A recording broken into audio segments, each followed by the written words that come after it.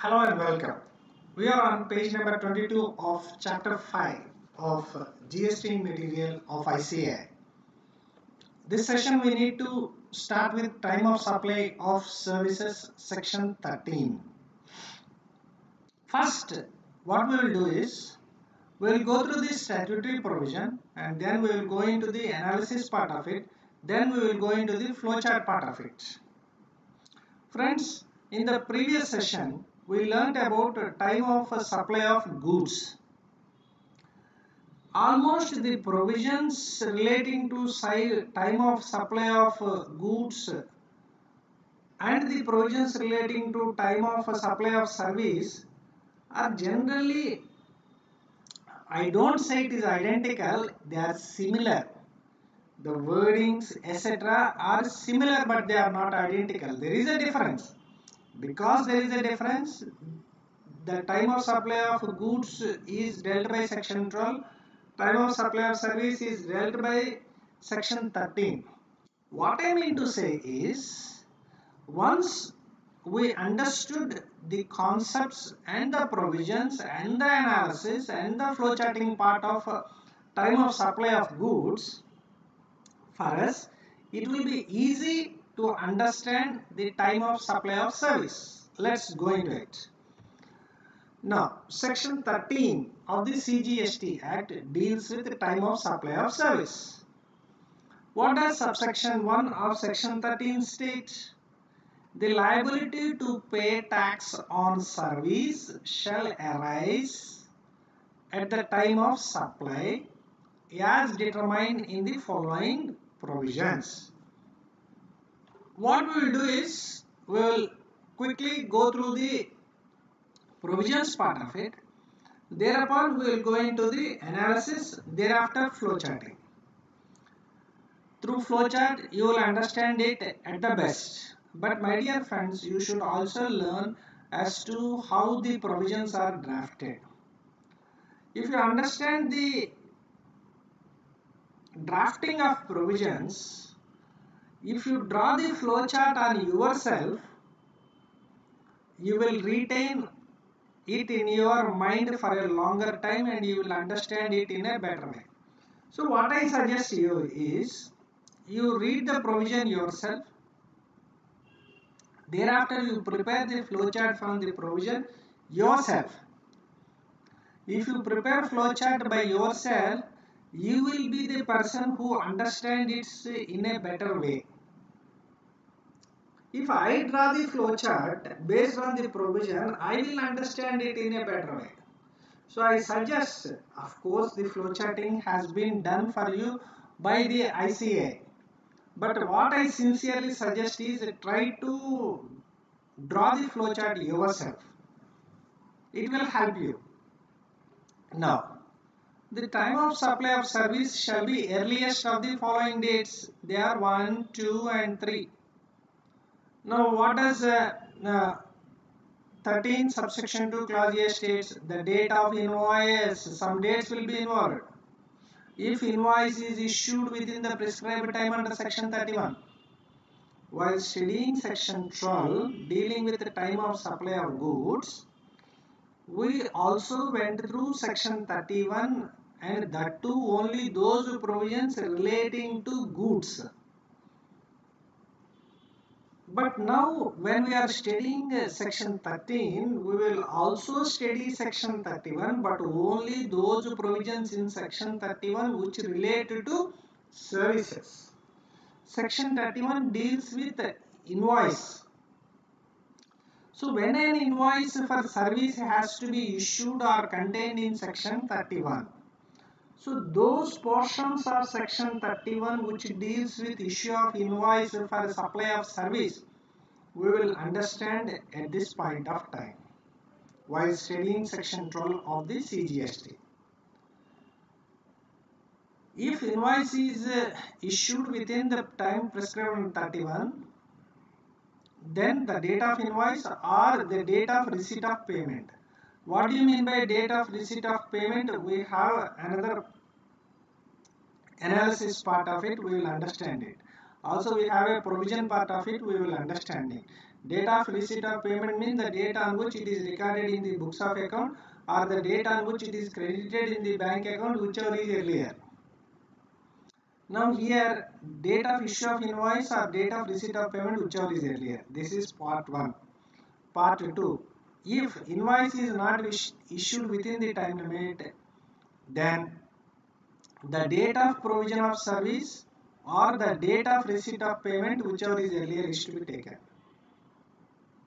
So from these 2 points, 1 point will come out. From these 2 points, 1 point will come out. And the date on which the recipient shows in the receipt of service in his books of account in a case where the provisions of class A or class B do not apply.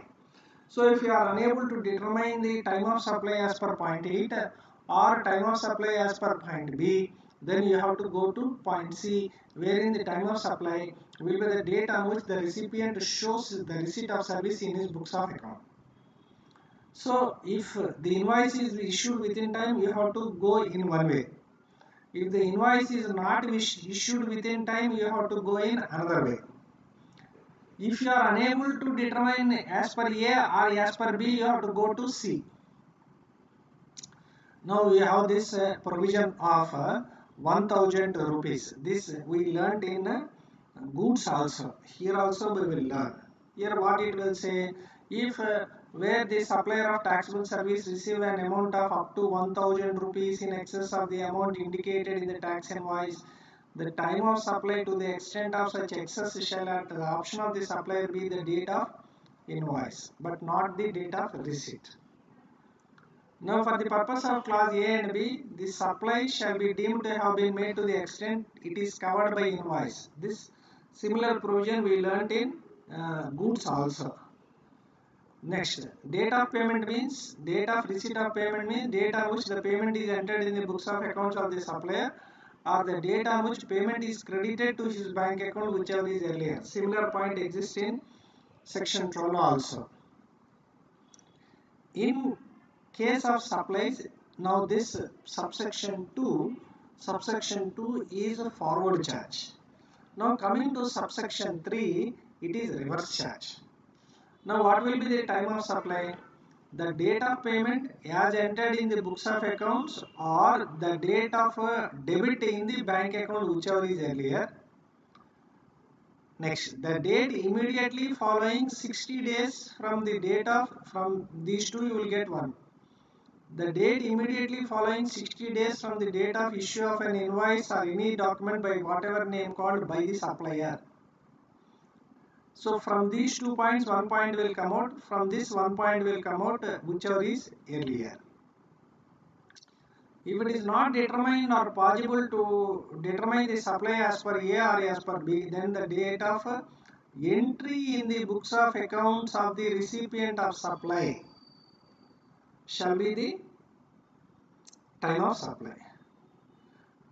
Further, if the supply is between associated enterprises where supplier is outside India, the time of supply will be the date of entry in the books of account of recipient of supply or date of payment, whichever is earlier. All these things you will be able to understand in a better way when we come to our analysis part and to our flow charting part. Now comes voucher. This is similar to the provisions contained for goods. Now the time of supply will be the date of issue of voucher if the supply is identifiable at that point, else the date of redemption will be the time of supply. If it is not possible to determine the time of supply under subsection 2 or subsection 3 or subsection 4, we have 3 subsections 2, 3, 4. It was not possible to determine the time of supply either as per subsection 2 or subsection 3 or subsection 4, then we have to come to the rescue. Subsection 5 will come to our rescue. Now why is such thing will happen? Because sometimes you may not have the date of supply, means the date on which the services are provided is not available. The date on which the amount is recorded in the books of account not available. This fellow did not write the books at all. The date on which the amount is credited in the bank account, the date on which the amount is debited in the bank account, the date on which the amount is recorded in the books of, nothing is available. But one thing is for sure, that fellow has supplied the service, he has taken the consideration, but he has not paid the GST. To that extent, we are able to identify.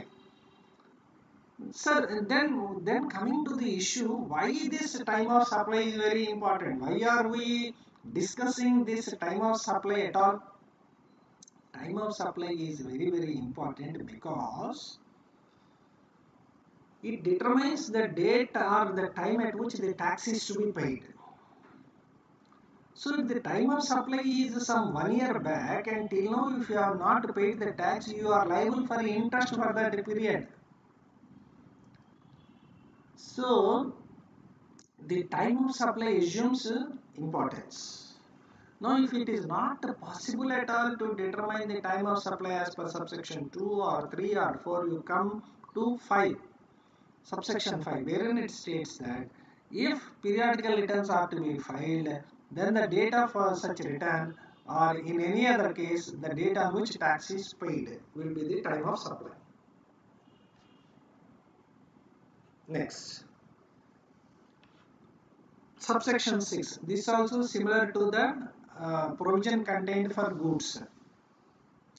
Where there is an addition in the value of a supply, be it by way of interest or late fee or penalty, for delayed payment of any consideration, then, then the time of supply will be the date on which the supplier receives that addition in value.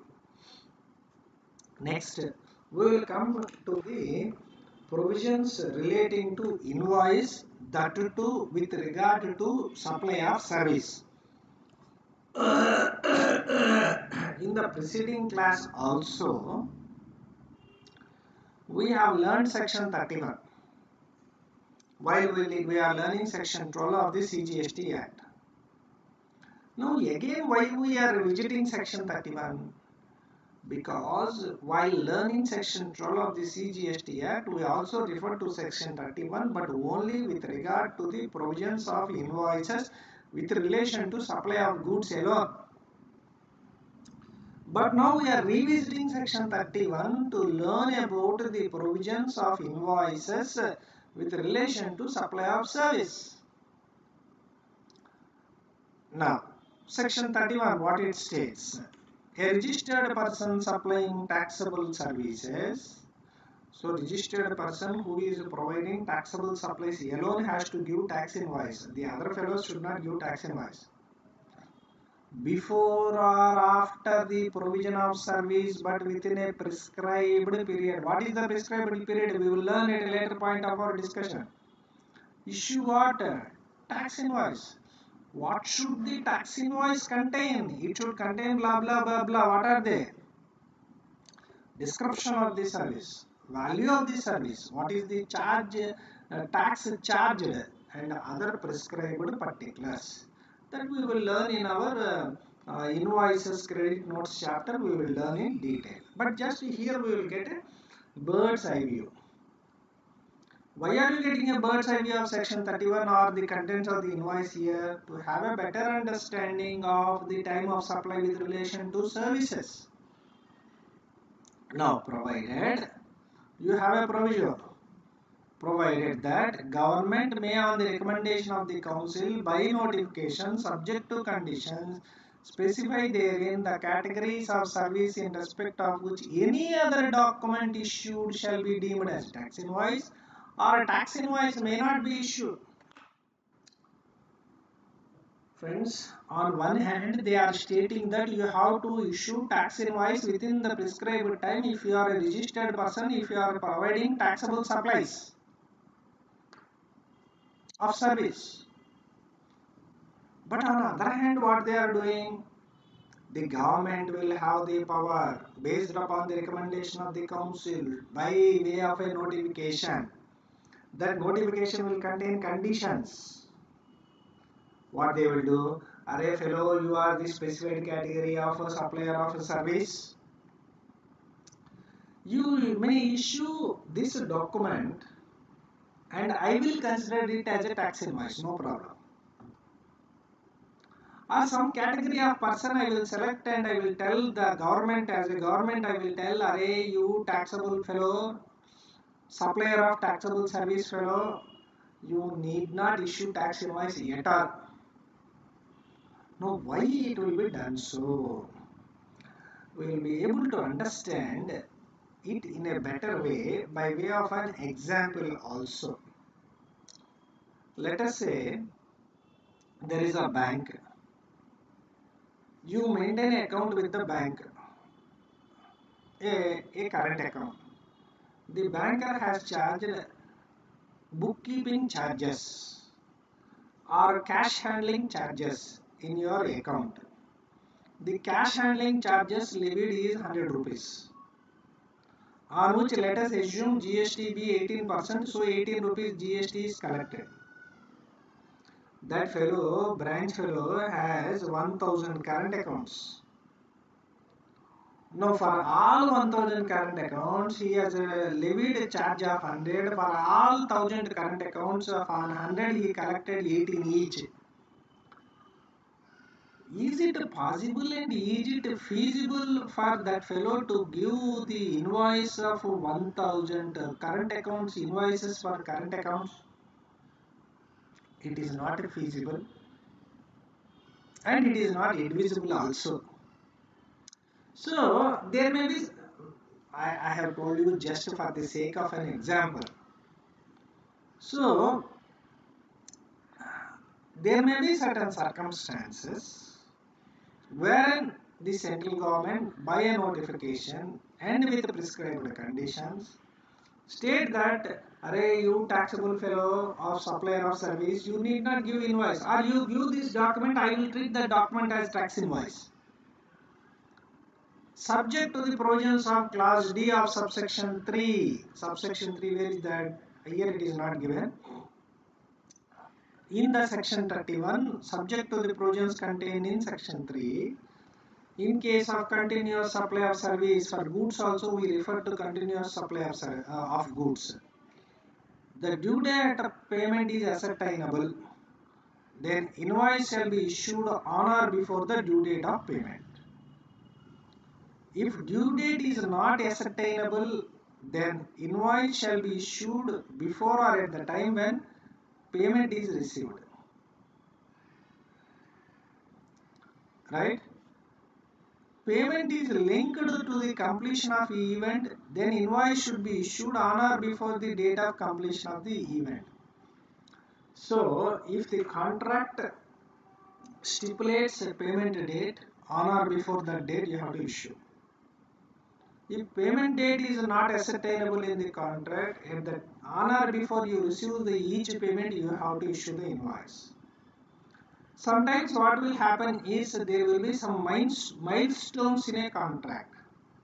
Let us say after completion of the first floor, payment of so and so will be given. After completion of the second floor, payment of so and so will be given. After completion of the third floor, payment of so and so will be. It is a milestone in the contract. Then after completing that milestone, the invoice is to be issued. Now sometimes what will happen is the supply of service ceases under a contract before completion of the supply. Let us say Mr. A entered into a contract with Mr. B. Mr. A entered into a contract with Mr. B for supply of service. Now, after the service is completed to some extent, let us say 30% of the service is completed. But A is not satisfied with the quality of the service that has been provided. So they want to terminate the service on mutual agreement. So before completion of the service, at the stage of 30% complete itself, the supply of service or contract for service is going to be terminated. In such a case, the invoice will be issued at the time when supply ceases and only to the extent of the supply made before cessation. So until this extent, but not the full 100%, not the 100%, only up to 30%. Next, you should also go through chapter 6, tax invoice, credit notes and debit notes of CGST rules. Of course, we can also go through rule number 47, because the tax invoice, credit note, debit note are given in chapter 6. Okay, the rule number 47, what it contemplates, the invoice referred to in rule 46 in case of taxable supply of service shall be issued within a prescribed period of 30 days. Now why are we referring to this rule here? Because in subsection 2 of section 31, in subsection 2 of section 31, we learned that, or it is provided that, a registered person supplying taxable service shall, before or after the provision of service, but within a prescribed period, issue a tax invoice.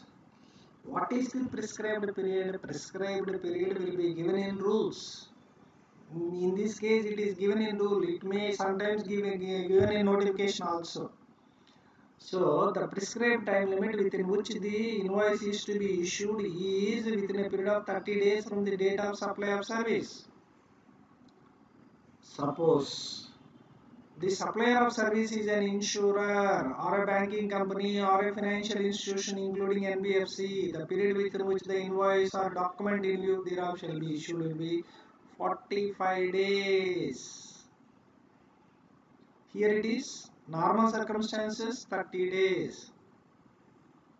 Further, in case of an insurer or a banking company or a financial institution including NBFC or a telecom operator or any class of supplier may be notified making taxable supplies between distinct persons may issue invoice before or at the time of such supplier records the same in his books of accounts or before the expiry of the quarter during which the supply was made.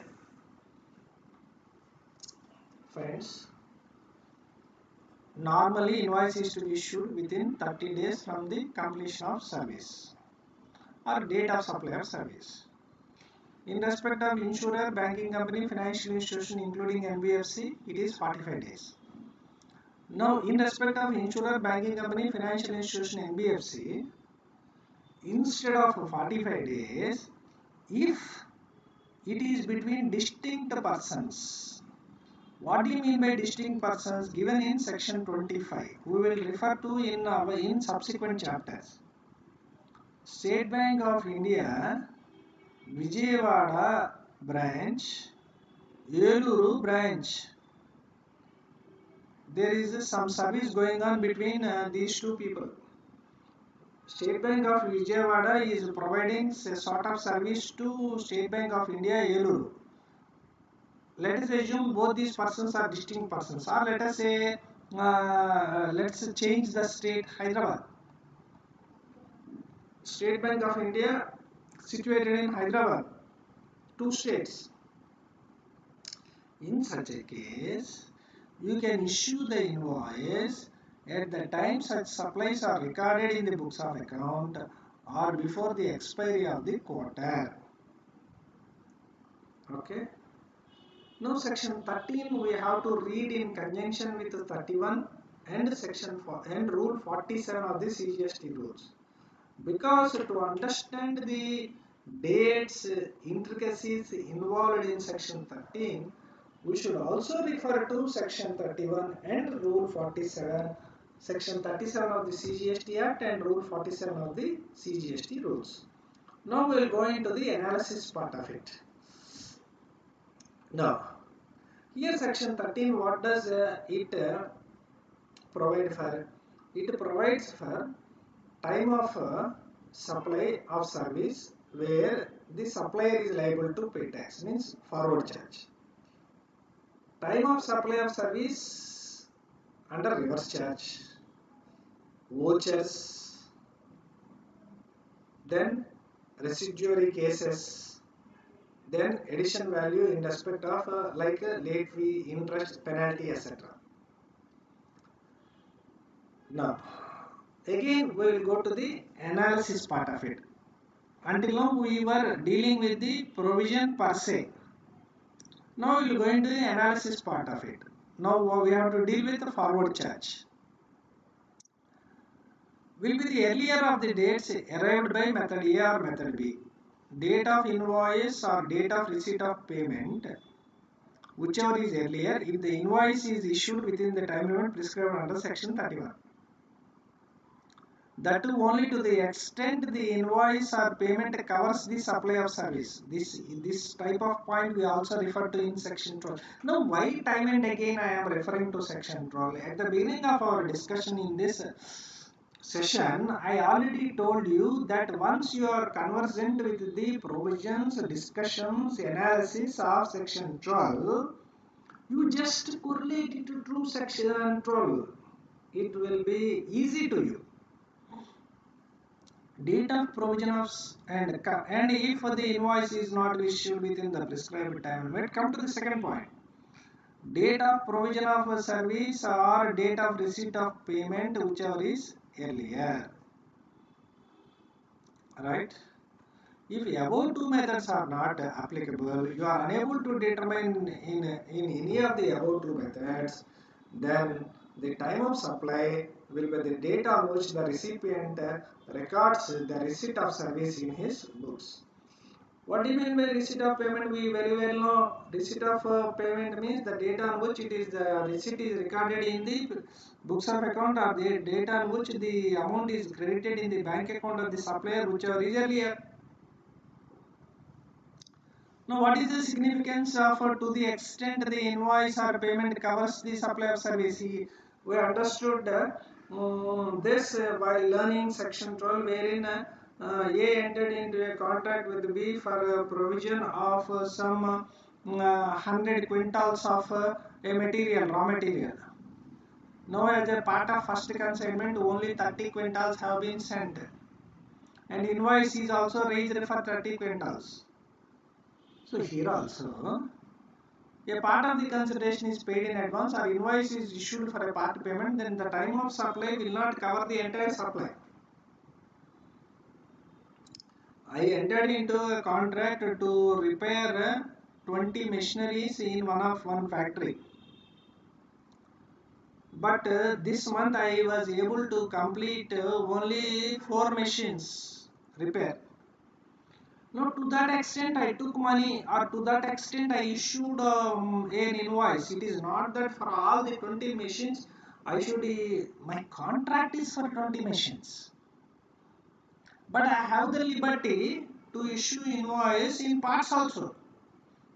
For part of the contract, I will issue one invoice. So the time of supply will be determined to the extent of the service which has been covered in that invoice. Now, we'll go to a pictorial representation. We'll go into a pictorial representation. We'll go into a pictorial representation. Right. Now, first check if invoice is issued within time. Right, it is issued. Then, list of the 3 points. Whichever is earlier. List in the sense whichever is earlier. Date of issue of invoice, date on which payment is recorded in the books, date on which payment is credited in the bank account of the supplier, whichever is earlier. Now, invoice is not issued within time. Then, earlier of these 3, date of provision of service, date recorded in the books of account, date on which the payment is credited in the bank account, whichever is earlier. Now, you are unable to determine the time of supply either through this method or either through this method. In any of these methods you are unable to determine the time of supply, then you will come to the residuary determination will come to your rescue, and the date of receipt of service in the books of accounts of the recipient will be the time of supply. Okay. Now, time limit for issuance of invoice for supply of services. You have to go to section 31 read with rule 47. What does it say? The tax invoice need to be issued either before the provision of service or within 30 days from the date of supply of service. Means completion. Now this 30 days will be replaced by 45 days in case of insurance companies, banking companies, financial institutions including NBFCs.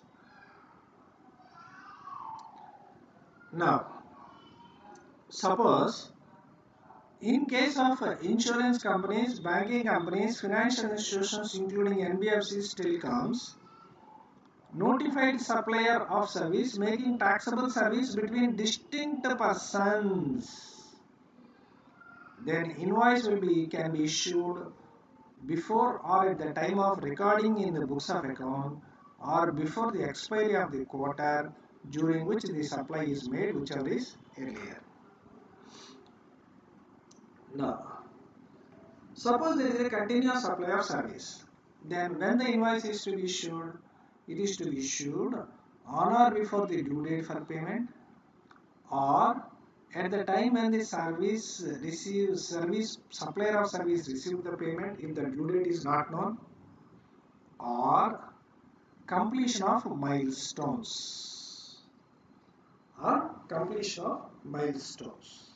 Suppose the supply of service is terminated before completion of the supply, then invoice to the extent supply made shall be issued at the time when supply ceases.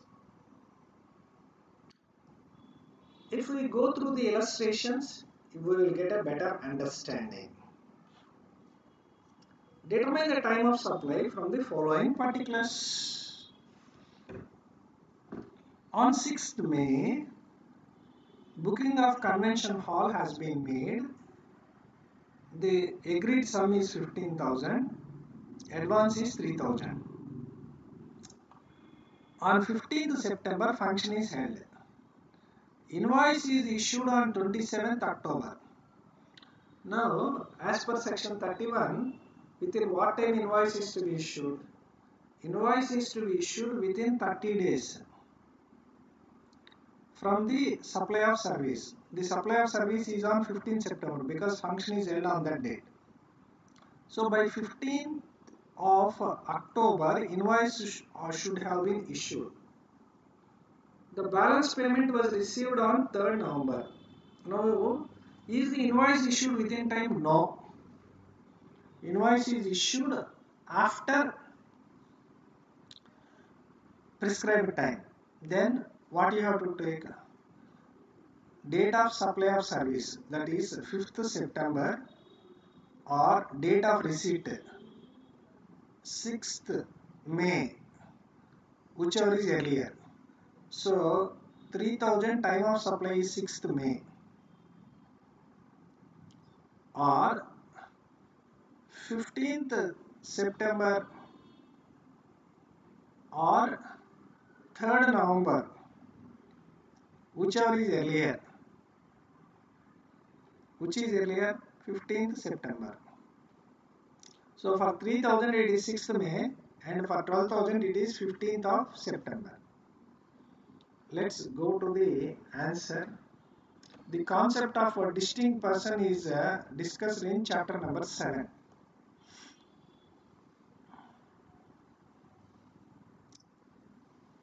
Now, 31 to read with rule 47, what it says? Invoice is issued within 30 days.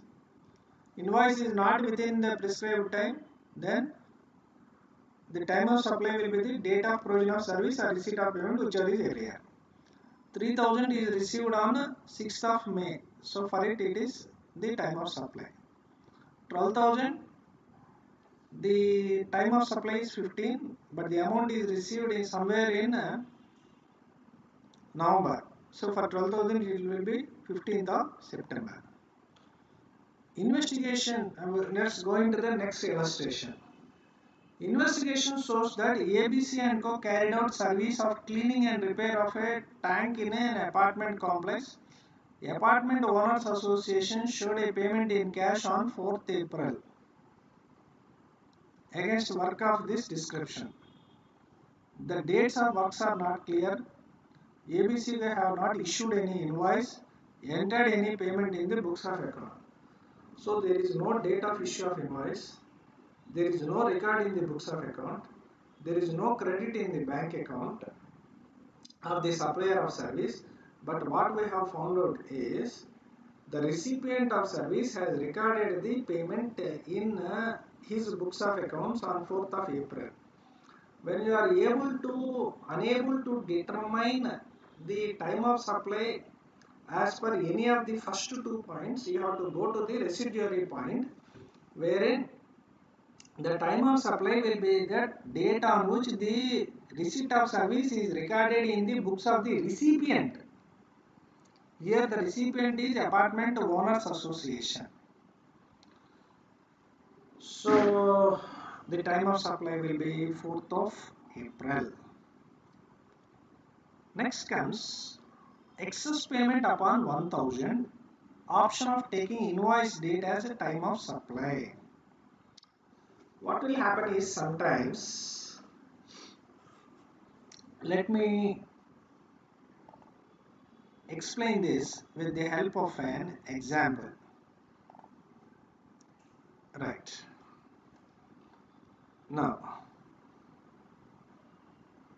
BSNL landline. Now BSNL provides service to Mr. A. This is a continuous supply and every month they will raise the invoice. 1 month they have raised the invoice. The date of invoice is 5th of September 2020. Right? This is a milestone. Every 5th of every month 5th they will, it is a billing cycle, a milestone, and invoice is raised. Right? The billed amount is 256.30 paise is the bill amount. Now this fellow, now for how much amount invoice is raised? Invoice is raised for 256 rupees 30 paise. This Mr. A went to a BSNL office for payment. Now, will Mr. A be able to pay exactly 256.3? Let's assume he is paying in cash. Is it possible for him to pay? No, on this amount is inclusive of GST. Including GST. Right?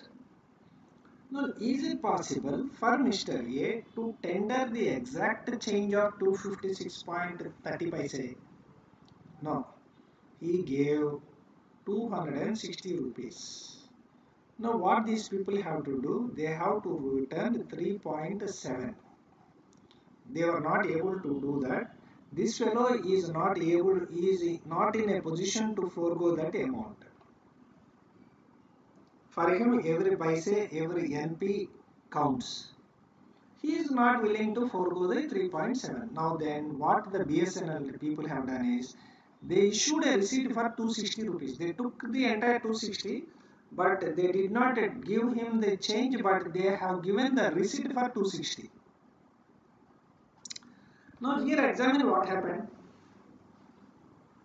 The invoice inclusive of GST is only for 256.30 paise. So extra 3.7 rupees has been received, which will be adjusted in the next bill. Now on this 3.7, now you may wonder, friends, you may wonder what GST will be there on 3.7. Why the government is so particular about the GST on a mere 3.7 rupees. Friends, it is not the matter of one BSNL customer. The BSNL will have some lakhs of customers. If all the amounts taken together, it may be a considerable material amount. You might have learned the concept of materiality in your auditing. Okay. So now up to 1000 rupees, what they can do, the time of supply can be taken as the date of issue of invoice, next billing cycle 5/10/2020. But as per the normal rules, what will happen? Date of invoice 5th of October or date of receipt some 10th of September, whichever is earlier. So for this 3.7, the actual time of supply as per the extent provisions should be 10th of September. But here these BSNL people will have the option to take the time of supply of this 3.7 as 5th of October 2020. Friends, it is a small point. I took some time to explain this. You will appreciate the example. You will be able to understand this provision and appreciate this provision in a better manner by way of an example. Right? A telephone company receives 5,000 against an invoice of 4,800. 200 can be adjusted against the next invoice. The company has the option to take date of next invoice as the time of supply instead of date of receipt of payment. Receipt of service that are taxable on reverse charge. Now, what will be the time of supply for services on which GST is payable on reverse charge basis? Except associated enterprises located outside India. Then the time of supply will be the date of payment or date immediately following 60 days of issue of invoice by the supplier. This will be the time of supply. Now, if it is not possible to determine the time of supply by these parameters, then the time of supply will be the date of entry of the service in the books of accounts by the recipient of supply. Now, what do you mean by date of payment? Similar to the provisions we learnt in our section 12 in relation to goods.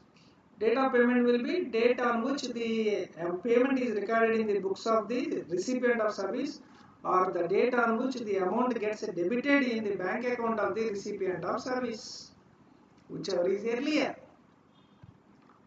Import of service between associated enterprises. Associated enterprises we have already learned at the beginning of this chapter, or maybe in the previous chapter, or maybe in the first chapter. Somewhere we have learned. Right? What do you mean by associated enterprises? Now, there is one Mr. A located in US, one there is Mr. B located in India. A is providing service to B in India.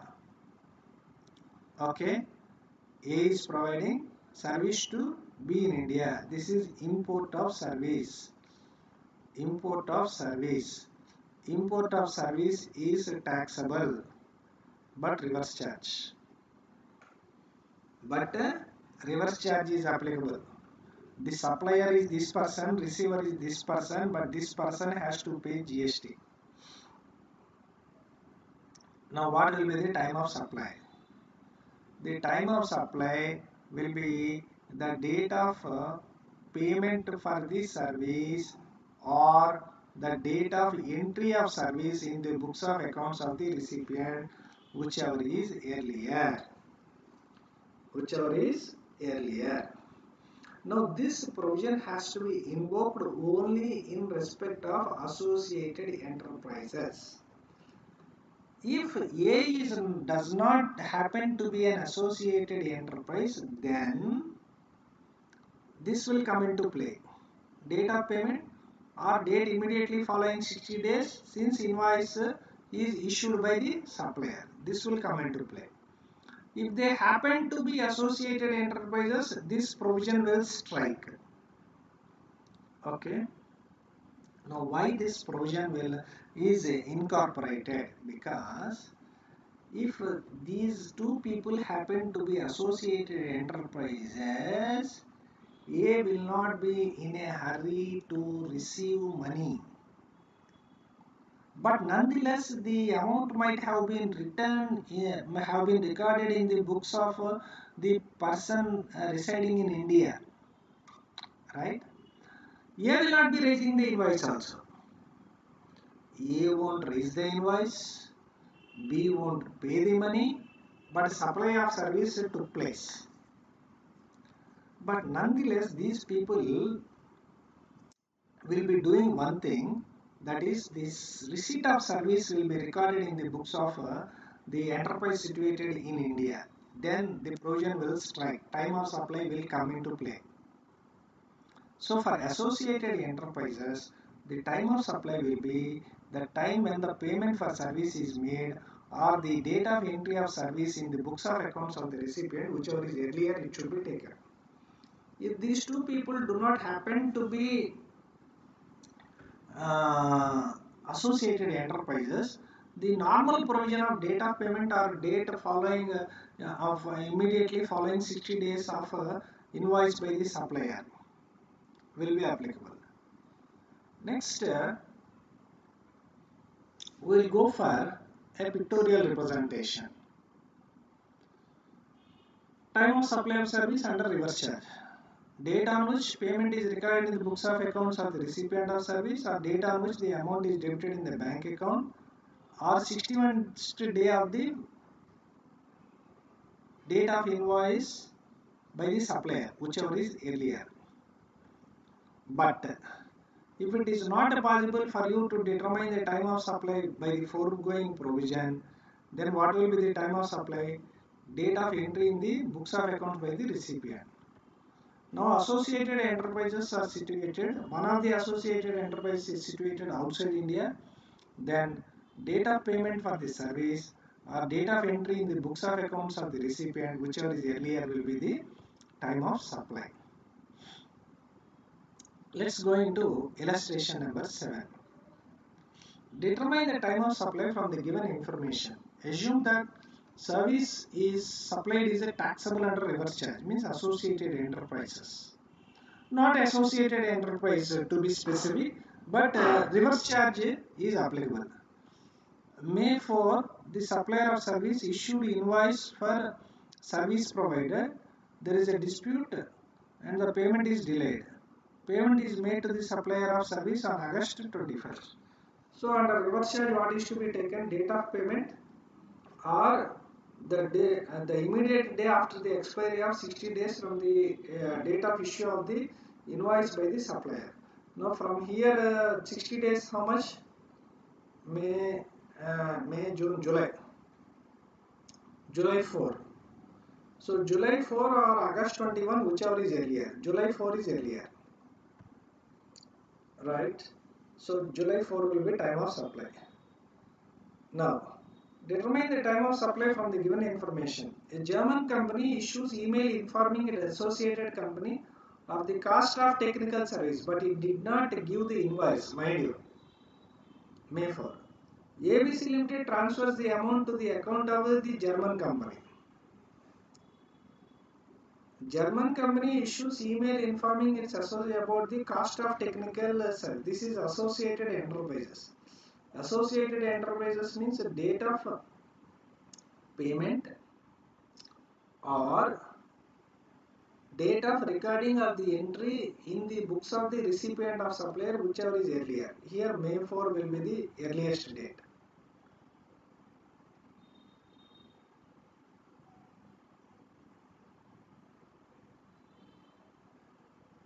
Okay, I got it wrong. Here what happened is, in respect of associated enterprises, what will be the time of supply? Date of payment of service or date of entry of service in the books of accounts of the recipient. Now here what happened?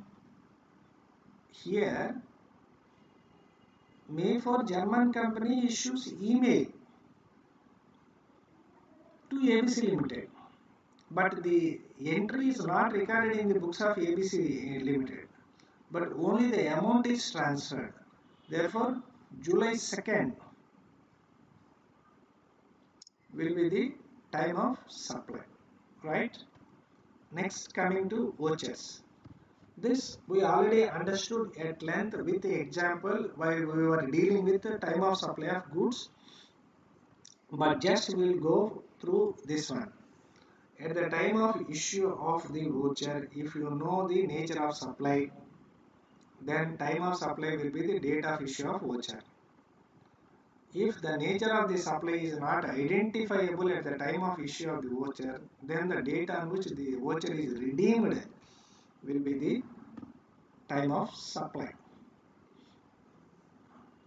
Best Hospital Services entered into agreement with Drive Marketing Limited, by which Drive Marketing Limited markets Best Hospital Services hotel rooms. Best Hospital, I got it wrong, it's not hospitality, it is hospitality. Best Hospitality Service hotel rooms and sells coupons or vouchers redeemable for a discount against a stay in hotel. Now, the supply is identifiable at the time of issue of the voucher itself. It is a stay in a hotel. Therefore, the supply against which the voucher will be redeemed is identifiable. Therefore, the time of supply will be the date of issue of the voucher. Now, residuary cases. You are unable to determine the time of supply either as per subsection 2 or subsection 3 or subsection 4. Subsection 5 will come to your rescue, wherein if you are required to file periodical returns, then the date of which the periodical return is to be filed, or in any other case the date on which GST is paid. There is an enhancement in the value on account of interest, late fee, etc. This also, the provision is similar to the provision we have learnt at the time of learning, time of supply of goods.